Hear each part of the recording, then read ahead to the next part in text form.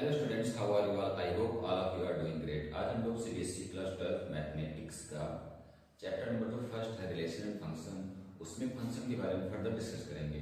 और हम लोग फंक्शन के बारे में टाइप ऑफ फंक्शन पढ़ रहे थे। तो टाइप ऑफ फंक्शन में फर्स्ट फंक्शन कांस्टेंट फंक्शन और second identity and third modulus function पढ़ चुके हैं। तो आज का जो टॉपिक है फोर्थ वन है और उसका नाम है ग्रेटेस्ट इंटीजर फंक्शन या फिर जिसको GIF फंक्शन भी बोलते हैं। तो स्टार्ट करते हैं। टाइप ऑफ फंक्शन में ग्रेटेस्ट इंटीजर फंक्शन, पहली बात तो इसके तीन नाम पढ़ते हैं, greatest integer function, floor function या फिर स्टेप फंक्शन। किसी भी नाम से कह सकते हैं, greatest integer function, floor function या फिर स्टेप फंक्शन। अब इसमें जो हर बार यूज होता है उसमें ग्रेटेस्ट इंटीजर फंक्शन ही यूज होता है। तो हर बार इसको ग्रेटेस्ट इंटीजर फंक्शन ही कहते हैं, लेकिन इसका एक नाम फ्लोर फंक्शन और स्टेप फंक्शन भी है। अब इसमें इसकी डेफिनेशन क्या कहती है कि the function f R to R, कोई फंक्शन अगर आर टू आर में डिफाइंड हो और इस तरह से एफ एक्स इक्वल टू डब्बा ऑफ एक्स, इसको ग्रेटेस्ट इंटीजर एक्स पढ़ते हैं या फिर डब्बा ऑफ एक्स पढ़ते हैं। तो for all x belongs to R is called greatest integer function. Means f कोई फंक्शन आर टू आर में अगर इस तरह से डिफाइन हो एफ एक्स इक्वल टू डब्बा ऑफ एक्स या फिर ग्रेटेस्ट इंटीजर एक्स, इसको पढ़ते हैं। पढ़ने का तरीका है for all x belongs to R is called greatest integer function। इसको शॉर्ट में GIF भी बोलते हैं, GIF फंक्शन भी बोलते हैं। इसको लिखने का तरीका, डिनोट करने का तरीका या तो ऐसे डिनोट करते हैं, उल्टा या बनाकर डब्बे में या फिर डब्बे में लिख देते हैं। मैक्सिमम टाइम जनरली यही यूज होता है कि डब्बा ऑफ एक्स, इसका मतलब होता है कि less than are equal to, हमें less than are equal to वाला इंटीजर पकड़ना होता है। इसके अंदर जो भी वैल्यू होगी उसकी less than are equal to की इंटीग्रल वैल्यू ली जाती है। इंटीग्रल मींस हमें इंटीजर लेना है इसके करीब का, बराबर या उससे छोटा।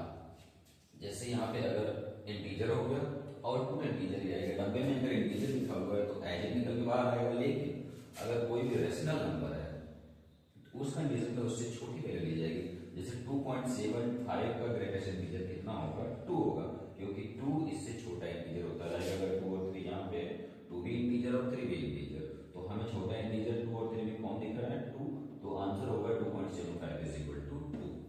सिमिलरली नेगेटिव की बात करें, -2.75 तो -2 ड्रा करेंगे और -3 ड्रा करेंगे। तो इन दोनों में छोटा कौन है? -3, इसलिए -2.73 का आंसर जो होगा -3 आएगा। अब इसको रीड करने का तरीका भी पता चल गया और ये निकलता कैसे बाहर इंटीजर निकलता है। इसका मतलब इनपुट में कुछ भी कोई भी रियल नंबर है वो बाहर निकल के आएगा इंटीजर। तो कुल मिला के ये जो फंक्शन है वो R to Z में डिफाइन होता है। मींस R इनपुट होगा और आउटपुट हर बार Z होगा। इसका मतलब क्या है कि इसका डोमेन रियल नंबर होगा, बट जो रेंज होगा वो इंटीग्रल वैल्यू या फिर इंटीजर होगा। इसको Z से या फिर I से भी डिनोट करते हैं। तो डोमेन रियल नंबर और रेंज इंटीजर होता है। रीड करने का तरीका ऑलरेडी पता है कि ग्रेटेस्ट इंटीजर पर एक्स पढ़ते हैं या फिर डब्बा ऑफ एक्स कहते हैं। अब एक बार फिर से अगर रिवाइज कर लेते हैं तो ग्रेटेस्ट इंटीजर फंक्शन बेसिकली इसके तीन नाम हैं, ग्रेटेस्ट इंटीजर फंक्शन या फिर फ्लोर फंक्शन या फिर इसको स्टेप फंक्शन बोलते हैं। अब इसकी डेफिनेशन क्या है? कोई function f R to R इस तरह डिफाइन है कि एफ एक्स इक्वल टू डब्बा of x for all x belongs to R is called greatest integer function। अब ग्रेटेस्ट इंटीजर फंक्शन के बारे में लिखते कैसे हैं? ऐसे डब्बे में लिखते हैं या फिर ऐसे लिखते हैं, बट जनरली हम ऐसे डब्बे में लिख के यूज करते हैं। इसका मतलब होता है less than are equal to integer. कुल मिला के इसके अंदर अगर इंटीग्रल वैल्यू है तो एज इट बाहर आएगी, और अगर नॉन इंटीग्रल वैल्यू है तो अपने करीब का इंटीजर लेता है, छोटा इंटीजर। जैसे यहाँ पर एग्जाम्पल के तौर पर अगर देखते हैं 2 इंटीजर है तो डब्बे से बाहर 2 ही आएगा। मींस कोई भी इंटीजर अगर इनपुट करेंगे तो वो बाहर इंटीजर ही निकल के आएगा, वही इंटीजर आंसर हो जाएगा। लेकिन अगर कोई रेशनल वैल्यू आती है, मींस रेशनल इरेशनल में कोई भी रियल वैल्यू आती है 2.75, जैसे मैंने ले लिया 2.75, तो 2.75 अपने करीब का इंटीजर कौन होगा? तो पहले 2 और 3 को हम नंबर लाइन पे ड्रा कर देते हैं। नंबर लाइन पे ड्रा करने के बाद देखेंगे कि 2 और 3 में छोटा कौन है? तो छोटा 2 है, तो आंसर क्या होगा? 2। सिमिलरली अगर -2.75 है तो उस कंडीशन में हम क्या ड्रा करेंगे? 2 को ड्रा करेंगे और 2 से छोटी वैल्यू ड्रा करेंगे, तो -3 और -2। अब इन दोनों में छोटा कौन है? तो छोटा ये है। इसका मतलब आंसर क्या आएगा? -3। तो हम नंबर लाइन पे अगर वैल्यूज को रख दें तो ज्यादा आसानी से हो जाता है। जैसे ये नंबर 2 और 3 के बीच में, तो 2 और 3 को ड्रा कर लेते हैं। ये नंबर किसके बीच में, 2 और 3 के बीच में, तो -3 और -2 के बीच में, तो -3 और -2 को ड्रा कर लेते हैं। छोटा कौन, -3 का आंसर। तो इस तरह से ग्रेटेस्ट इंटीजर फंक्शन को डिफाइन करते हैं और इसकी वैल्यूज को ऐसे ही रखते हैं। अब स्टूडेंट्स इसमें कुछ प्रॉपर्टीज हैं, कुछ प्रॉपर्टी के बारे में पढ़ते हैं कि क्या क्या प्रॉपर्टी ग्रेटेस्ट इंटीजर फंक्शन की हैं, उसको आगे डिस्कस करते हैं।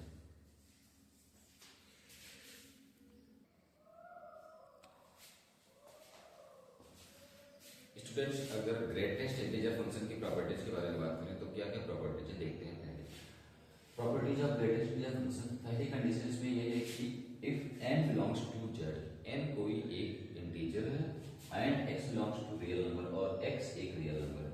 n कोई इंटीजर है और x एक रियल नंबर है, और x कहां से कहां में है, between n and n+1। x जो है कहां से कहां में है, n और n+1 के बीच में आ रहा है। तो उस कंडीशन में हमारे पास क्या क्या प्रॉपर्टीज होती है ग्रेटेस्ट इंटीजर फंक्शन की, वो देखते हैं। तो n belongs to integer means n कोई इंटीजर और x एक रियल नंबर हो, कहां से कहां में, n और n+1 के बीच में हो। तो उस कंडीशन में हम देखते हैं क्या क्या प्रॉपर्टीज कैरी करता है। तो सबसे पहले अगर अंदर कोई इंटीजर है, n इंटीजर है मींस माइनस में अगर इंटीजर है तो माइनस बाहर आ जाता है। जैसे अगर मैं -2 लिखता हूं, ग्रेटेस्ट -2, इसका मतलब होता है -2, और सिंपली इसका आंसर भी यही रहेगा -2। तो कभी भी इंटीजर नेगेटिव में हो तो वो एज इट ही बाहर आएगा, मींस उसका नेगेटिव बाहर आ जाता है और इंटीजर अंदर रह जाता है। ये पहली प्रॉपर्टी है। कभी भी इंटीजर अगर नेगेटिव में हो तो उसका नेगेटिव बाहर आ जाता है ग्रेटेस्ट इंटीजर से। दूसरी प्रॉपर्टी जो है वो ये है कि अगर x कोई भी ग्रेटेस्ट इंटीजर फंक्शन या फिर कोई भी रियल नंबर है, x कोई रियल नंबर है और k कोई इंटीजर है, तो उस कंडीशन में अगर दोनों ग्रेटेस्ट इंटीजर फंक्शन के अंदर है, मींस डब्बे के अंदर है, तो जो डब्बा है वो अलग अलग डिवाइड हो जाता है। मींस k जो है कांस्टेंट या फिर कोई इंटीजर है, ये बाहर आ जाता है ग्रेटेस्ट इंटीजर फंक्शन से। मींस क्या है कि अगर कोई भी रियल नंबर x अपने साथ प्लस या माइनस में इंटीजर लेकर आता है, तो वो इंटीजर ग्रेटेस्ट इंटीजर फंक्शन से बाहर हो जाता है। Means great x plus k, greatest integer x plus k is equal to greatest integer x plus k बाहर आ जाएगा। अब इसको हम अगर एग्जांपल के थ्रू देखना चाहें, जैसे कि 2.7 एक रियल नंबर है और प्लस का 3 एक इंटीजर है, तो ये जब भी बाहर आएगा तो इस तरह से ब्रेक होगा, ये ग्रेटेस्ट इंटीजर में रह जाएगा और ये बाहर आ जाएगा 3। तो सिमिलरली यही जो सेकंड प्रॉपर्टी है कि x plus k where k is any integer is equal to x plus k and greatest integer x plus k where k is any integer is equal to greatest integer x plus k, और ये k एक integer है। Third जो property कहती है कि अगर कोई भी ग्रेटेस्ट इंटीजर माइनस में होता है, मींस कोई भी रियल नंबर अगर माइनस में है ग्रेटेस्ट इंटीजर फंक्शन के साथ, ग्रेटेस्ट इंटीजर फंक्शन के साथ अगर कोई भी रियल नंबर माइनस में है, तो उस कंडीशन में रिजल्ट आता है माइनस ग्रेटेस्ट इंटीजर x -1 बन के आता है। मींस माइनस में अगर कोई भी ग्रेटेस्ट इंटीजर फंक्शन है तो उस कंडीशन जो रिजल्ट आएगा माइनस का डब्बा x -1। ऐसे करते हैं, अगर डब्बे में माइनस का x पड़ा हुआ है तो माइनस का डब्बा x प्लस माइनस बाहर आ जाएगा, फिर डब्बा x -1 मींस माइनस का x अगर किसी डब्बे में है तो मतलब माइनस बाहर आ जाएगा और डब्बा x -1 एक नेगेटिव हो जाएगा। जैसे यहाँ से अगर देखना चाहे तो ऐसे देख सकते हैं, ये रियल नंबर है, नेगेटिव का है, तो नेगेटिव बाहर आ जाएगा और ये एज और ये ऐसे हो जाएगा। अब ऑलरेडी हम जानते हैं कि इसकी वैल्यू कितनी होती है, तो ये 3 होगा, 3 -3 -1 -4 नंबर लाइन पे भी शो करेंगे तो इजीली आ जाएगा। ये बिल्कुल पहली कंडीशन है। जैसे अगर इसको मुझे चेक करना है तो ऐसे चेक कर पाएंगे, ये -3 और ये -4 इसके बीच में और इससे छोटा है तो 4 वैल्यू आएगी। यहाँ से भी अगर देखें तो ये 3 तो माइनस का 3 -1 -4 आएगा। तो कुल मिला के ये सेम बात है, अगर नेगेटिव में आ रहा है तो हम नंबर लाइन को ज्यादा आसानी से कर पाते हैं। फोर्थ प्रॉपर्टी है जो इंपॉर्टेंट है कि ग्रेटर इंटीजर x है और नेगेटिव का ग्रेटर इंटीजर x है, तो उस कंडीशन में रिजल्ट क्या आता है कि जब भी x इंटीजर होगा तो रिजल्ट 0 आएगा और जब भी नॉन इंटीजर होगा तो माइनस का 1 आएगा। तो greater integer x plus minus का ग्रेटर इंटीजर x मींस डब्बा x प्लस माइनस का डब्बा x इज इक्वल टू होगा क्या, जब भी x इंटीजर होगा तो उस कंडीशन में रिजल्ट आएगा -1 और और जब भी x नॉन इंटीजर होगा तो रिजल्ट आएगा -1, और जब भी x इंटीजर होगा तो उस कंडीशन में रिजल्ट आएगा 0। मींस डब्बा x प्लस का माइनस डब्बा x इज इक्वल टू होता है -1 जब x नॉन इंटीजर हो, और जब x इंटीजर हो तो उस कंडीशन में 0 आएगा। तो ये इंपॉर्टेंट प्रॉपर्टी है, डब्बा x प्लस का माइनस डब्बा x 0 होता है कब, जब x इंटीजर हो, और -1 होता है कब, जब x नॉन इंटीजर हो। इसके बाद की 2-3 प्रॉपर्टी है स्टूडेंट्स को आगे डिस्कस करते हैं।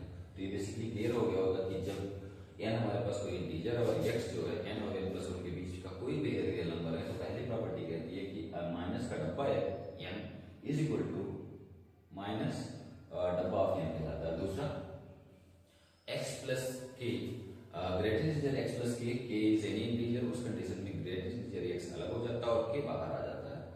थर्ड वन है माइनस का डब्बा x जो होता है वो इज इक्वल टू क्या होता है, माइनस डब्बा x -1 होता है। इसको नंबर लाइन पे ज्यादा आसानी से कर पाते हैं। और फोर्थ प्रॉपर्टी जो है डब्बा x प्लस का माइनस डब्बा x इज इक्वल टू होगा -1 कब, जब x नॉन इंटीग्रल वैल्यू देगा, और 0 कब होगा, जब x एक इंटीग्रल वैल्यू देगा। मींस x जब इंटीजर होगा रिजल्ट 0 आएगा, जब इंटीजर नहीं होगा रिजल्ट -1 आएगा। तो ये बेसिकली 4 प्रॉपर्टी, इसके आगे भी 2-3 प्रॉपर्टी बचती है, उसको आगे डिस्कस करते हैं।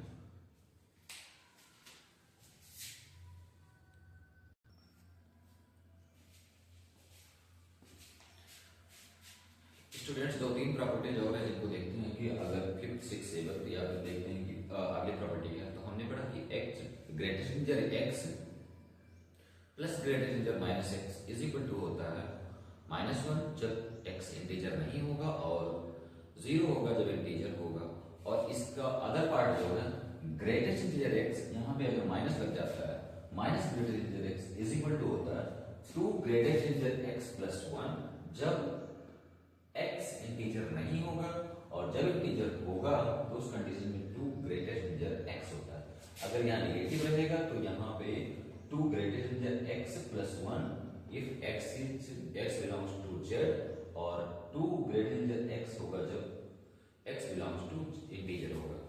पहली जो कंडीशन थी उसमें यहाँ प्लस लगा हुआ था, प्लस की कंडीशन में -1 था जब इंटीजर नहीं था, और 0 था जब इंटीजर था। और जब यहाँ पे माइनस होगा तो उस कंडीशन जब इंटीजर नहीं होगा तो 2 ग्रेटर इंटीजर x प्लस 1 आएगा, और जब इंटीजर होगा तो आएगा आंसर 2 ग्रेटेस्ट इंटीजर x। उसके बाद वाली जो प्रॉपर्टी है स्टूडेंट्स, अगर ग्रेटेस्ट इंटीजर x किसी भी कांस्टेंट या फिर किसी भी इंटीजर से ग्रेटर देन और इक्वल टू है, कभी भी जब x greater than equal to k से है, मींस k एक इंटीजर है, तो उस कंडीशन में हर बार x जो है वो k से बड़ा होता है। जैसे अगर यहाँ पे लेते हैं 3.75, ये ग्रेटर देन और इक्वल टू है, यहाँ पे एक इंटीजर में ले लेता हूँ 2, तो हर बार इसका आंसर जो होगा वो x देखें तो ये 3 आएगा, और 3 is always greater than equal to 2, greater than 2 आएगा। तो यही प्रॉपर्टी है कि अगर ग्रेटेस्ट इंटीजर x किसी भी अपनी इंटीग्रल वैल्यू से बड़ा या बराबर है, तो उस कंडीशन में जो रिजल्ट आएगा, इसका मतलब क्या होता है कि x जो है हमेशा k से बड़ा होगा। थर्ड प्रॉपर्टी, ये एक थ्योरम भी है, तो इसको देख लेते हैं ऐसे ही। अगर डब्बा x है प्लस डब्बा 1/n है प्लस डब्बा 1/2n है डॉट डॉट डॉट डब्बा -1/n है, तो उस कंडीशन में जो रिजल्ट आएगा वो डब्बा nx आता है, डब्बा nx आता है, और जहां पे n belongs to capital n होता है। तो ये ऑल द प्रॉपर्टीज थी ग्रेटेस्ट फंक्शन को लेकर। स्टार्टिंग में 4-5 जो प्रॉपर्टी थी वो इंपॉर्टेंट है, और ये भी बेसिकली प्रॉपर्टीज है, तो इसको देख लेते हैं। देखिए हमने अब आगे की बात करते हैं, तो अगला फंक्शन जो होता है उसके बारे में पढ़ेंगे, और ये लगभग आई थिंक सबको क्लियर हो गया होगा। तो ग्रेटेस्ट इंटीजर फंक्शन क्लियर हो गया। अब इसके बाद का जो फंक्शन आता है उसका नाम है, इसका जस्ट अपोजिट, और अपोजिट नाम क्या है कि smallest integer function, greatest integer function या फिर स्मॉलेस्ट इंटीजर फंक्शन। तो ग्रेटेस्ट इंटीजर फंक्शन हमने उसकी प्रॉपर्टी पढ़ ली है, स्मॉलेस्ट इंटीजर फंक्शन के बारे में जरूरत पड़ेगी तो पढ़ेंगे, अदरवाइज इसके बाद फंक्शन हम पढ़ेंगे और उसके बाद आगे की बात करेंगे।